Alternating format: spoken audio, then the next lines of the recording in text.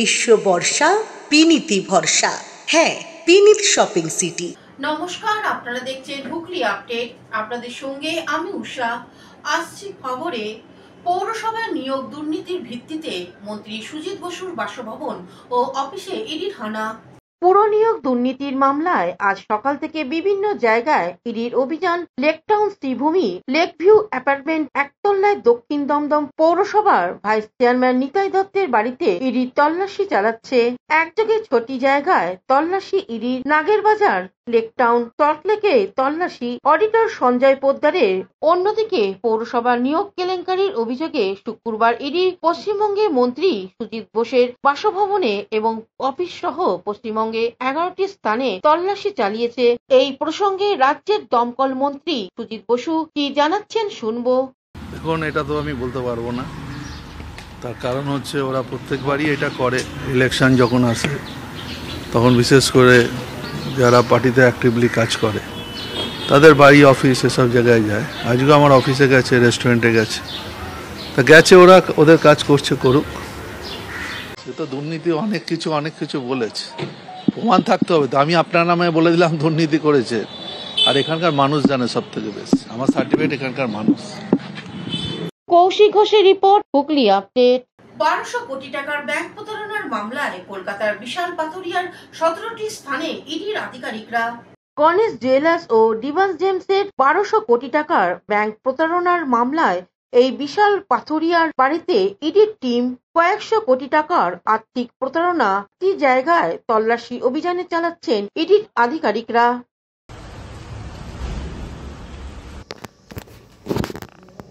কৌশিক ঘোষের report, Hooghly update. এখন নিয়ে নেব বিজ্ঞাপন বিরতি। বিরতির পর ফিরে আসছে খবরে।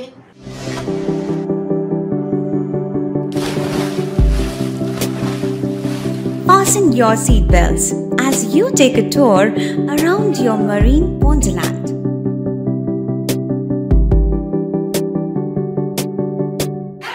Spend a day at Aqua Marina and enjoy an array of water slides that give you butterflies in your tummy.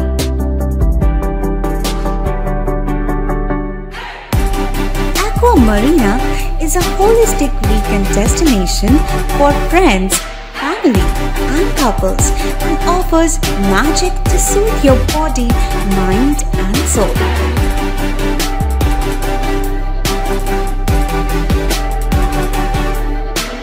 Aqua Marina, your customized magician.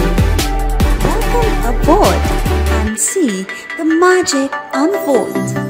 শীত গ্রীষ্ম বর্ষা বিনীতি ভরসা। হ্যাঁ, বিনীত shopping city.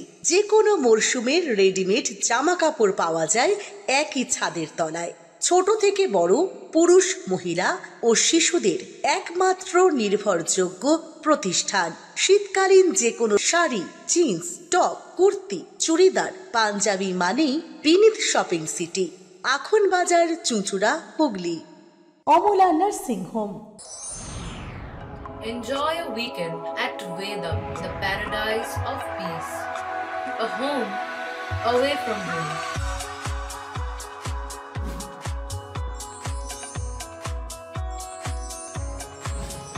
See yourself resonating with the nature. Vedam welcomes you to create your best memories. বিরতির পর ফিরে এলাম খবরে। হুগলির খানাকুলে অজ্ঞাত পরিচয় মহিলার মৃতদেহ ঘিরে চাঞ্চল্য। খানাকুল থানার চক্রপুর এলাকায় তেঁতুল গ্রাম সংলগ্ন কদরানের পাড়ে সকালে ভেসে ওঠে এক মহিলার মৃতদেহ। নয়নঝুলি থেকে উদ্ধার হয় ওই দেহ। দেহ ঘিরে এলাকায় ব্যাপক চাঞ্চল্য ছড়িয়ে পড়ে। সাত সকালেই এলাকার মানুষ দুর্গন্ধ টের পেয়ে চারদিক খোঁজাখুঁজি করতে শুরু করেন।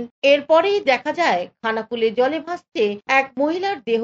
সঙ্গে সঙ্গেই খবর দেয়া হয় খানাকুল থানায়। খবর পেয়ে দ্রুত ঘটনাস্থলে পৌঁছায় খানাকুল থানার পুলিশ। পুলিশের উপস্থিতিতে দেহটি উদ্ধার করে ময়না তদন্তের জন্য পাঠানো হয়। স্থানীয় সূত্রে জানা গেছে মৃতদেহটি সম্ভবত 2 থেকে 3 দিন আগের। এখনো পর্যন্ত মহিলার নাম পরিচয় জানা যায়নি, তবে আনুমানিক বয়স প্রায় 50 বছর। পুলিশ সূত্রে খবর পিতার পরিবারের খোঁজ চলছে, তবে এখনো পর্যন্ত কেউ থানার সঙ্গে যোগাযোগ করেনি।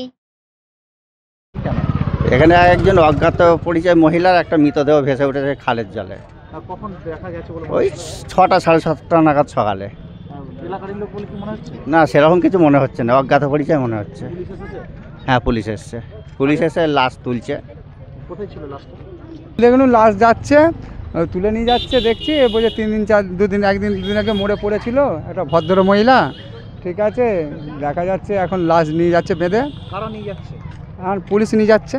আর কোথায় ছিল লাশটা? লাশটা এইখানে একটা চক্করপুরই বলতে গেলে, চক্করপুরের এলাকা, চক্করপুর এলাকায় এটা চক্করপুর। কৌশিক ঘোষের রিপোর্ট, হুগলি আপডেট। এবারে চন্দননগরে জগদ্ধাত্রী পুজোয় আটপুর থেকে চন্দননগর আসার বিশেষ লঞ্চ পরিষেবা ব্যবস্থা প্রশাসনের। এবারে 2025 সালে চন্দননগর জগদ্ধাত্রী পূজার প্রতিমা দর্শনে 24 পরগনা আটপুর থেকে চন্দননগরে আসা গঙ্গার পারাপার হবার বা করবার জন্য নতুন জেটিতে থাকছে 5টি করে ভেসেল ও লঞ্চ। জগদ্ধাত্রীর পুজোর প্রতিমা দেখতে আসা বা যাওয়ার সারাদিন সারা রাত যাতে কোনো অসুবিধা না হয় তার জন্য বিশেষ নজরদারি রাখার ব্যবস্থা রাখা হচ্ছে। তবে ইতিমধ্যেই প্রশাসন থেকে অস্থায়ী কাঠের জেটি দিয়ে পারাপার বন্ধ করে দিয়েছেন। কি বলছেন যাত্রীরা ও ঘাটের কর্মীদের একান্ত সাক্ষাৎকারে। এপারে দুটো আছে, গোন্দলপাড়া আতপুর। হ্যাঁ, আগে যেসব ঘাটগুলো হয়ে গেছে 8-10খানা ঘাট। না, এই যে আপনি যে ঘাটটা করছেন এখন আপাতত গোদলপাড়া আটপুর, আর উল্টো দিকে এই দিকটা গোন্দলপাড়া, হ্যাঁ, আর ওপারটা আতপুর ঘাট। আচ্ছা, দুটো যেটি আপনারা তৈরি করলেন। হ্যাঁ, এটা মেনলি তৈরি করার কারণটা কি জানেন? এটা মানুষের সুবিধা। হ্যাঁ, চালু হবে। আগে তো সমস্যা হতো, টেম্পোরারি জেটি থাকার জন্য সমস্যা হতো। সেটা এখন মোটামুটি নতুন জেটি হয়েছে, তার ফলে আমাদের পাবলিক পরিষেবাও ভালো হবে এবং তার সঙ্গে আমাদের ডিউটিটাও ঠিকঠাক করে নজর দিতে পারবো। অনেক গোন্দলপাড়া বিজেন্দ্র ফেরি, আর ওপারে আটপুর 24 পরগনা, হুগলি থেকে 24 পরগনা। হ্যাঁ, যাতায়াত করতে এত মানুষের তো অসুবিধা হচ্ছিল, এবার নতুন ঘাট হয়েছে।